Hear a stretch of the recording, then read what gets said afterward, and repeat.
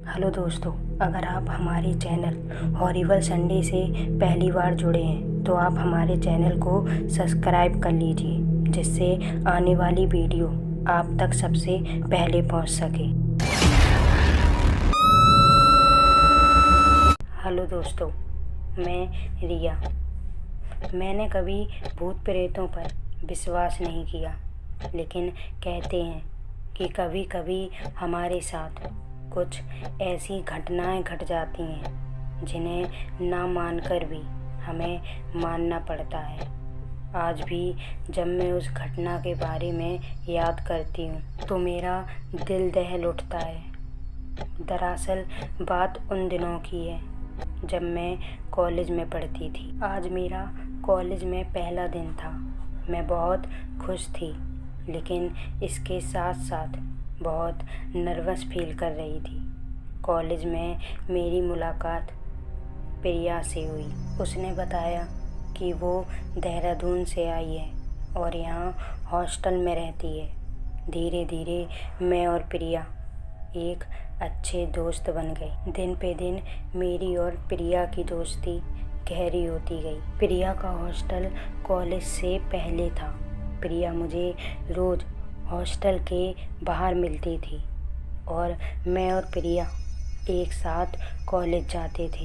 एक दिन मैं और प्रिया लाइब्रेरी में किताब पढ़ रहे थे। प्रिया कुछ शांत सी थी। उसके माथे पर चिंता की लकीरें साफ दिखाई दे रही थी। मैंने उससे पूछा, क्या हुआ तुम्हें? तुम इतनी परेशान क्यों हो और तुम्हें इतना पसीना क्यों आ रहा है? प्रिया थोड़ी देर तक तो शांत रही, फिर बोली, रिया, क्या तुम भूत प्रेतों जैसी चीज़ों पर विश्वास करती हो? मैंने उससे कहा, नहीं, लेकिन तुम ऐसा क्यों पूछ रही हो? कल रात लगभग रात के 12 बज रहे थे। अचानक मेरी नींद खुली। मुझे लगा जैसे मेरे पास कोई खड़ा हो, लेकिन जब मैंने पीछे मुड़कर देखा तो वहाँ कोई नहीं था। जब मैं वापस अपनी तरफ मुड़ी तो मेरे रूममेट के बेड के पास एक परछाई खड़ी थी।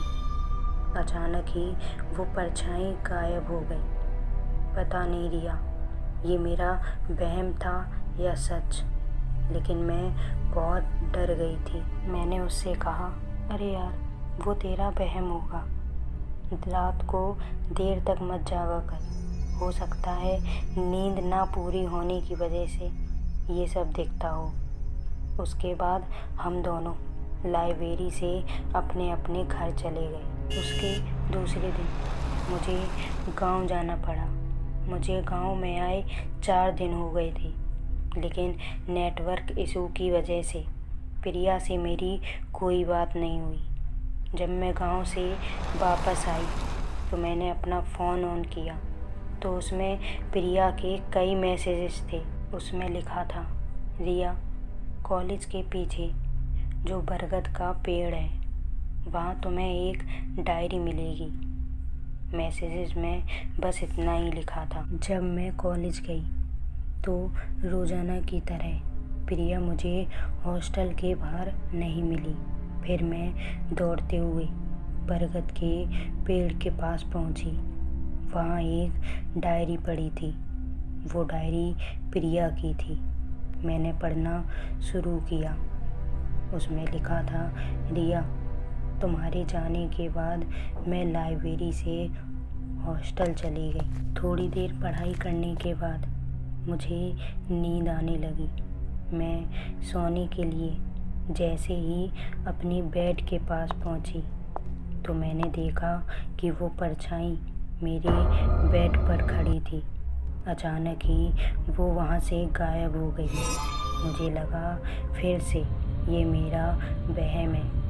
मैं बिस्तर पर लेट गई, लेकिन मुझे नींद नहीं आ रही थी। तभी मैंने देखा कि वो परछाई मेरे रूममेट के बेड के पास खड़ी थी और अपनी लाल आँखों से मुझे घूरे जा रही थी। मैं एकदम डर चुकी थी। मेरा डर से बुरा हाल था। मेरे मुंह से आवाज़ नहीं निकल रही थी। तभी मेरे कमरे की डोरबेल बजी।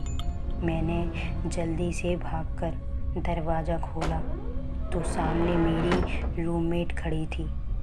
उसे देखकर मेरी जान में जान आई।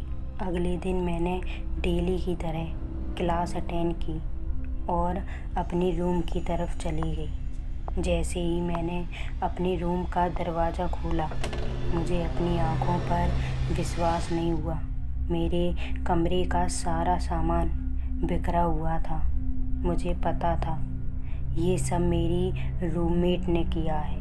मुझे उस पर बहुत गुस्सा आया और मैं उसकी शिकायत करने के लिए हॉस्टल के केयर टेकर के पास गई। उन्हें मैंने सारी बात बताई। उन्होंने रजिस्टर खोला और उन्होंने मुझसे जो कहा उसे सुनकर मेरे पैरों तले ज़मीन खिसक गई। तुम पागल हो क्या? तुम्हारे रूम में तुम्हारे अलावा कोई और नहीं रहता। तुम उस रूम में अकेली रहती हो। ये सुनकर मैं हैरान थी कि मैं इतने दिनों तक किसके साथ रह रही थी। मैं समझ चुकी थी कि उस कमरे में कुछ तो गड़बड़ है। इसलिए मैं अपना सामान लेने के लिए वापस उस कमरे की तरफ गई। मैंने अपना सारा सामान जल्दी से पैक किया और बाहर निकलने ही वाली थी कि अचानक रूम का दरवाज़ा अपने आप बंद हो गया। मैंने डर की वजह से अपने आप को बाथरूम में बंद कर लिया और मैंने तुम्हें कई कॉल किए। जब तुम्हारी कॉल नहीं लगी तो मैंने तुम्हें मैसेजेस किए। मेरी फ़ोन की बैटरी बहुत कम थी और मुझे पता नहीं था कि मैं ज़िंदा बचूंगी या नहीं। इसलिए मैंने ये डायरी लिखी और खिड़की से बाहर फेंक दी। आगे के सारे पन्ने खाली थे। शायद प्रिया ने डायरी फेंक दी थी। मैं दौड़कर हॉस्टल गई तो वहाँ पता चला कि प्रिया की 2 दिन पहले मौत हो गई। मुझे पता चला कि उस कमरे में 1 साल पहले अंशिका नाम की लड़की ने अपने फेलियर की वजह से खुदकुशी कर ली थी। उसकी आत्मा आज भी उस कमरे में रहती है। तो दोस्तों, अगर आपको हमारी कहानी अच्छी लगी हो तो चैनल को सब्सक्राइब कर लीजिए और वीडियो को लाइक करना ना भूलें।